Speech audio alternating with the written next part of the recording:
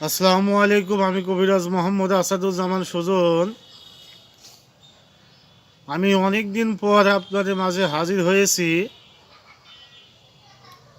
ছেলে মেয়ের বিয়ে আটকানো 100-তে 2000% গ্যারান্টি থাকবে, বিয়ে বন্ধ হয়ে যাবে। যতক্ষণ আপনি না চাইবেন ওই ছেলে মেয়ের বিয়ে কখনোই খুলবে না।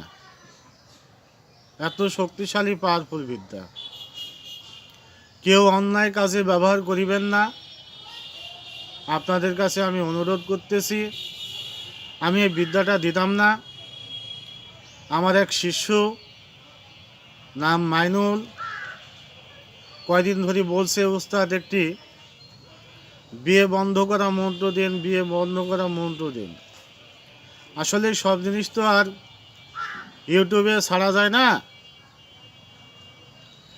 সবাই দেখি তো সবাই ওঝা হয়ে যাবে, কবিরাজ হয়ে যাবে, তখন তো আর গুরু চিনবে না।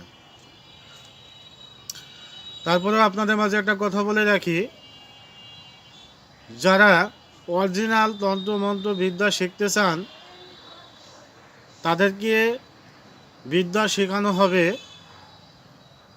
যারা অরিজিনাল বিদ্যা শিখতে আগ্রহ তারা আমার সঙ্গে যোগাযোগ করতে পারেন। আমি হাদিয়া রেখেছি 6500 টাকা। আর যারা চন্ডালের অরিজিনাল হার নিতে চান 6500 টাকা। আর যারা তার সেই অরিজিনাল হার নিতে চান আমার সঙ্গে যোগাযোগ করতে পারেন।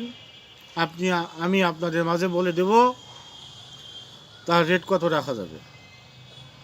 এখন আমি মেন টপিকে ফিরে আসি। এই বিয়ে বন্ধ করতে হলে সর্বপ্রথম আপনাদের ছোটোবেলার কথা মনে করিতে হবে।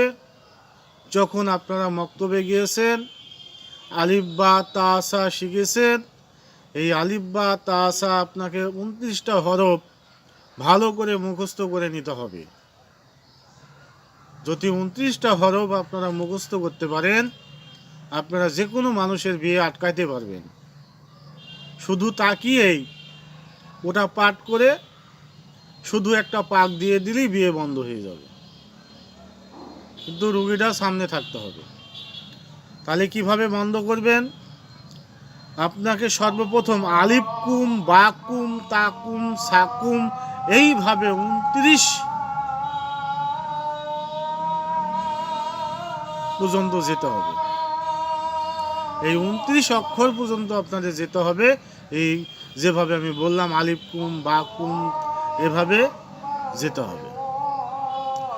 এভাবে আপনার যে ডান পা এই গুড়ালি মাটির সঙ্গে থাকবে।